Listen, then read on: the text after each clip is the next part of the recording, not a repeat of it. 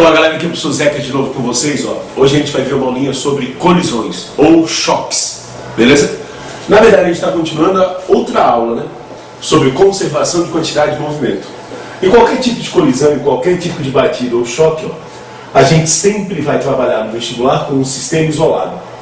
O que é um sistema isolado mesmo? Isso, é um sistema em que a soma das forças externas vale zero. E se a soma das forças externas é zero, né?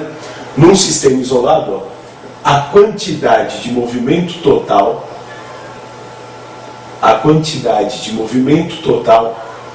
permanece constante. Em qualquer tipo de colisão, em qualquer questãozinha de colisão no vestibular, isso daqui vai ser sempre igual.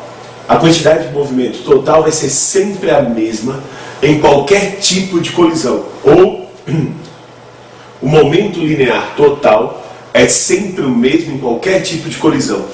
Galera, se a quantidade de movimento total é sempre a mesma, o que vai diferenciar um tipo de colisão da outra?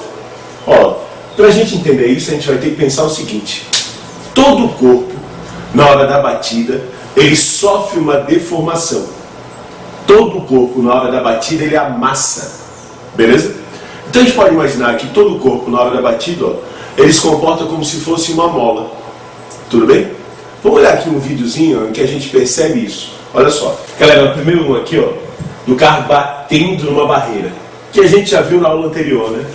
O carro bate na barreira, e durante a batida ele sofre uma deformação. Olha só, estão vendo? Do mesmo jeito, né? De uma bolinha quando bate contra uma mola. Na hora que a bola bate na mola, ela comprime a mola. E a bola sofre uma deformação.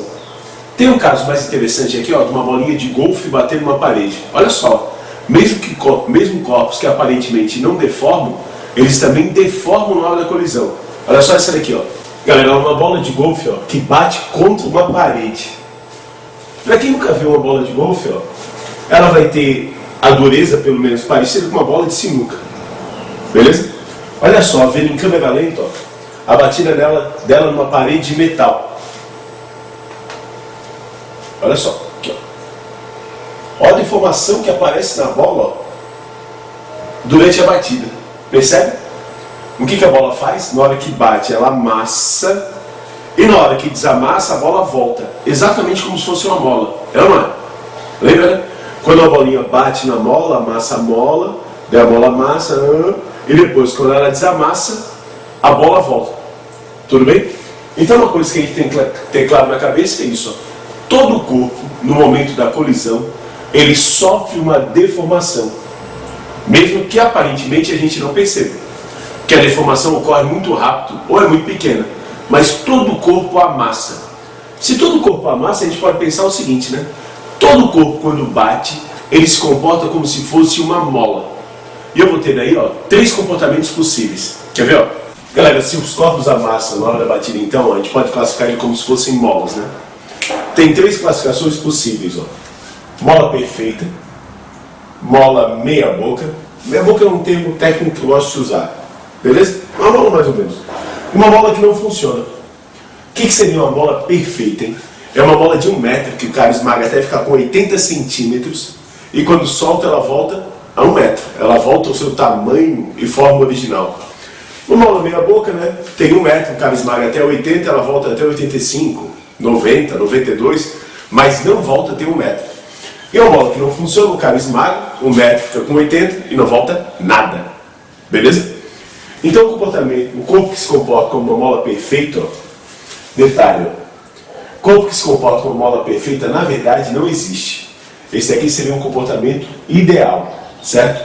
Mas tem situações que se aproximam disso. São os corpos que voltam a ter a sua forma depois da batida. Por exemplo, bola de sinuca. 2 bolas de sinuca, quando batem, a gente poderia aproximar de uma mola perfeita. Deforma e depois volta. Uma bola que não funciona, sabe aquelas massas de modelar de criança? O cara taca na parede, né? Toca, bate e volta. Não, né? Não bate e volta por quê? Porque amassa, mas não desamassa. Se não desamassa, não empurra a parede e a mola não volta à sua forma original. E tem um corpus que é um bocado deles na verdade, que amassa e só desamassa um pouco. Ele bate, se separa, porque na hora que desamassa empurra um para a direita e outro para a esquerda, mas não desamassa totalmente, beleza? Então eu vou ter corpos que amassam e desamassam, amassam e não desamassam nada, e amassam e desamassam um pouco, fechou? O que vai diferenciar o comportamento deles na hora da batida? Galera, antes dos corpos baterem, eles têm que tipo de energia? Ou energia cinética, né? Porque eles têm velocidade. Então todos eles antes da batida, ó, eles possuem energia cinética. Se na hora da batida eles se comportam como se fossem molas, essa energia cinética se transforma em energia o quê? Isso. Potencial elástica. Na hora da colisão, ó, a cinética vira potencial elástica. Como se fosse um corpo batendo numa mola. Tudo bem? Beleza? O corpo bate na mola, tem uma caixa. Imagina que eu tenho uma mola aqui, ó. Aqui vem a caixa, bate na mola. Na hora que bate na mola, a deformação da mola começa a aumentar. Mas a velocidade da caixa começa a diminuir. E eu vou transformando energia cinética em energia potencial elástica. Na hora da batida, ó, os corpos começam a deformar. Ó, e a velocidade a diminuir. Então eu transformo cinética em potencial elástica. Até aqui toda batida é igual. O que vai mudar é daqui para frente. Se a mola é perfeita, ó, depois que a cinética vira potencial elástica, depois da batida, essa potencial elástica volta a ser energia cinética. Beleza? O corpo bate na mola, a mola amassa, até que ele para. E depois ele volta. E na hora que ele volta, ó, a potencial elástica volta a fazer o corpo ter velocidade, volta a ser energia cinética. Se a mola não funciona, o que acontece, hein? Essa potencial elástica se perde, né? Se perde na forma de quê? Boa, calor. E a gente pode dizer também, ó, som. Então essa energia potencial elástica aqui, ó, acaba sendo dissipada na forma de calor e som. Galera, sempre que rola uma deformação, ó, deformação gera calor, certo? Na deformação a gente aumenta a agitação dos átomos do corpo, aumenta a temperatura e ele dissipa energia na forma de calor. Já pegasse um aramezinho e ficar assim entortando. Quando o cara toca naquele pedacinho que o cara entortou, ó, tá quente ou frio? Boa, quente, né? Certo? Porque a deformação que a gente causou no fio, ó, ela gera aquecimento, gera calor. Zeca, toda batida vai ter produção de calor? Toda. Por isso isso daqui seria um caso ideal. Porque na verdade, não tem como reverter novamente tudo em energia cinética. Sempre um pouquinho acaba virando calor. Mas tem situações, ó, que a gente aproxima de um caso ideal. Tudo bem? E aqui, hein? Quando é uma bola mais ou menos, que deforma, mas só volta um pouco. O que rola? Isso, né? Parte, ó, se perde na forma de calor e som. Ok? E a parte que não se perde, né? Volta a ser energia o quê? Cinética. Então o que vai diferenciar uma colisão da outra? O comportamento de um corpo para o outro numa colisão. O quanto que restitui de energia cinética depois da batida. Certo? Tanto é que vai ter um negócio chamado, ó, de coeficiente de restituição. Certo? O que é isso, certo? Ó, coeficiente de restituição é representado pela letra E. Ele me indica, ó, quanto que é restituído de energia mecânica após a colisão. Cara, nesse caso aqui, ó, restituiu quantos por cento de energia cinética? Ou de energia mecânica? Boa, né? 100%. Ah, um detalhezinho, né? Esse E aqui, ó, ele pode ir de 0 até 1. 1 equivale a quantos por cento? Isso, 100, né? Então, nesse caso aqui, ó, restitui 100%, E vale 1. Aqui, ó, restitui quanto de energia cinética depois da batida? Boa, 0, né? Não restitui nada. E aqui, quando é mais ou menos, isso.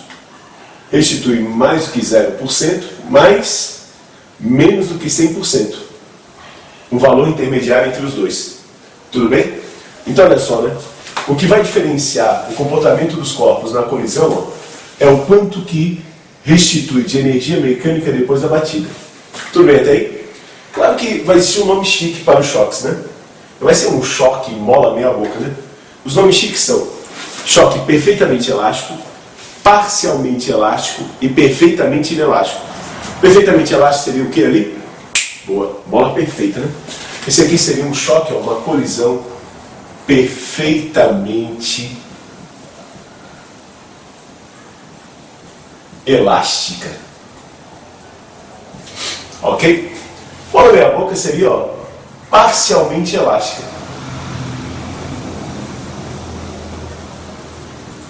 Elástica. Certo? E mola que não funciona, perfeitamente inelástica. Cada vez sim quer dizer o quê? Isso. Não, né? Uma mola que não funciona. Tudo bem? Choque perfeitamente inelástico. Dependendo do local do Brasil, ó, essa nomenclatura varia um pouquinho, né? Beleza? Parcialmente elástico pode ser chamado de parcialmente inelástico. Ou só elástico, mas não é perfeitamente. Ou só inelástico, mas não é perfeitamente. Então esse do meio aqui, ó, tem que tomar cuidado, né? Ele recebe várias nomenclaturas diferentes. Cuidado, ó, que o que vai diferenciar uma colisão da outra, ó, é a conservação de energia mecânica. Como é que se calcula esse coeficiente de restituição? Vai ter uma formulazinha para ele que é assim, ó. Velocidade relativa com que os corpos se afastam, dividido pela velocidade relativa com que eles se aproximam. Mas o que é essa velocidade relativa? É a velocidade com que um se aproxima do outro, ou com que um se afasta do outro. Por exemplo, ó, o carro azul e o carro preto. O carro azul anda 4 metros a cada segundo, o carro preto anda 3. Ó, esse anda 4, esse anda 3. Quanto que eles se aproximam a cada segundo? Boa, 7 metros por segundo. Essa seria, ó, a velocidade relativa de aproximação. A velocidade de um em relação ao outro. Afastamento igual, né? Esse se afasta 5, esse se afasta 2 a cada segundo. Ó, esse anda 5, esse anda 2. Eles se afastam quanto? Boa, 7 metros por segundo. Então, como o coeficiente de restituição tem a ver com energia cinética, ele vai ter a ver com as duas velocidades. Velocidade relativa de afastamento dividido pela de aproximação. Então, qual é a condição para que o E seja 1? Que a velocidade relativa de afastamento, ó, seja igual a de aproximação. Para conservar a energia mecânica, eles têm que se afastar com a mesma rapidez com que se aproximam. Não que os corpos individualmente tenham que manter sua velocidade, não é isso. Certo? Se eles se aproximam 3 e 4, ó, anda 3, anda 4, aproxima 7, né? Eles têm que se afastar depois 7 metros a cada segundo. Pode ser assim, ó, 6 e 1, dá 7. Pode ser parado e 7, que também dá 7. O importante é que eles se aproximem com a mesma rapidez com que se afastam. Se o E é 0, para dar 0 nessa divisão, só se aqui em cima for 0, né? Significa que a velocidade relativa de afastamento, ó, vale 0. Claro, se eles não se afastam depois da batida, é porque depois da batida eles ficam como? Boa. Juntos. Então, um choque, ó, perfeitamente inelástico, que vai caracterizar é que os corpos permanecem juntos depois da batida. Mesmo que tu não veja nenhuma deformação permanente, ó, pode acontecer de ser um choque perfeitamente inelástico. Basta que eles fiquem juntos. Por exemplo, ó, quando batem dois vagões de trem, lembra que eles têm aqueles engates no meio? Um vagão vai no outro, POC, bate, engata, e depois que engata, eles têm que andar juntos. Seria um choque perfeitamente inelástico. E aqui, mais ou menos, isso. Eles têm que simplesmente se afastar mais devagar do que se aproximam. Galera, vamos dar uma olhadinha agora, ó, simplesmente como é que se calcula essa velocidade relativa aqui, ó, para depois a gente fazer exercício, tudo bem? Galera, vamos lá aqui, ó. Eu quero saber, ó, só a velocidade relativa entre os dois corpos. Podemos chamar aqui, ó, corpo 1, corpo 2. Nesses dois casos aqui, ó, com que eles se aproximam, e nesses dois casos aqui, ó, com que eles se afastam. Ó, se esse aqui andar 5 metros, ó, e esse andar 2, ó, 5 metros por segundo, ele se aproxima a 5 metros. 2 metros por segundo, se aproxima a 2 metros. Ele se aproxima quanto? Boa. Ele se aproxima, ó, 7 metros a cada segundo. Aqui, ó, esse cara anda 5, né? Mas esse foge 2. Esse aqui andou 5, esse fugiu 2. Então no total se aproximou quanto? Boa. 3 metros por segundo. Vamos ver quando eles se afastam aqui, ó. Esse anda 5 para cá, esse anda 2 para cá, né? Então um se afasta do outro quanto? Isso. 7 metros por segundo. 7 metros por segundo. E aqui, ó. Esse foge 5 e esse vem atrás 2. Esse primeiro aqui, ó, anda 5 e esse vai atrás dele 2. Só afasta quanto? 3. Percebe o seguinte, né? Ó, quando os corpos andam em sentidos opostos, ó, que é o primeiro e o terceiro caso, ó, sentidos opostos, aqui eles vêm assim, ó, no primeiro, e no terceiro eles vão assim, ó. Eu somei as duas velocidades, ó. 5 mais 2, 7. 2 mais 5, 7. E quando eles andam no mesmo sentido, que é o segundo e o quarto caso, eu diminui as velocidades, ó. 5 menos 2, 3. 5 menos 2, 3. Beleza? Então, para calcular a velocidade relativa, a gente pode até montar um macetezinho, né? Pode até montar um macete, ó. Para calcular a velocidade relativa, quando V1 e V2 possuem sentidos iguais, para calcular a velocidade relativa, seja ela de aproximação ou de afastamento, a gente vai diminuir as duas velocidades, a maior menos a menor, tudo bem? Agora, se V1 e V2, V1 e V2, vou botar uma flechinha, vetor, para, possuem sentidos diferentes, para calcular a velocidade relativa, a gente vai somar V1 mais V2. Que é esse caso e esse caso. Isso tanto para aproximação quanto afastamento. Então, na velocidade relativa, ó, mesmo sentido a gente diminui, sentidos opostos a gente soma. Mas é que isso está estranho, não é o contrário, não. Galera, ó, é porque velocidade relativa, ó, é, na verdade, uma subtração de vetores. Velocidade relativa, ó, é o vetor velocidade 1 menos o vetor velocidade 2. Beleza? E a gente já deu uma olhada na outra aula como é que subtrai vetores, né? Se eles têm o mesmo sentido, o que é negativo a gente vai inverter. Daí eles ficam com sentidos opostos, a gente diminui. Se eles têm sentidos opostos, o que é negativo a gente vai inverter. Daí eles ficam com o mesmo sentido, a gente soma. Mas ó, usa um macetinho. Sempre que os sentidos forem iguais, eles se aproximam ou se afastam mais devagar. Então a gente vai diminuir as duas velocidades. Sempre que os sentidos forem opostos, eles se aproximam ou se afastam mais rapidamente. Então a gente vai somar as duas velocidades. A gente vai ter que usar isso daqui na hora de resolver exercício. Então na hora de resolver exercício, ó, pelo menos no começo, escreve esse macetezinho do lado, tá? Até para não confundir, né? Porque todo exercício, ó, além de usar essa equação, tu vai acabar usando essa daqui, ó, a quantidade de movimento total. Beleza? E a quantidade de movimento total é a quantidade de movimento do corpo 1 mais a quantidade de movimento do corpo 2. É uma soma de vetores. Então, para não confundir, porque rola isso na hora da questão, né? Certo? O cara confunde uma equação com a outra. O cara vai ter que se ligar, ó, que essa daqui é uma soma normal, que nem força. Mesmo lado a gente soma, sentidos opostos a gente diminui. Velocidade relativa não. Mesmo lado a gente diminui, sentidos opostos a gente soma. Porque aqui eu vou usar uma subtração de vetores e aqui eu vou usar uma adição de vetores. Tudo bem? Como é que a gente usa isso aqui, ó, tudo para resolver exercício? Vamos lá.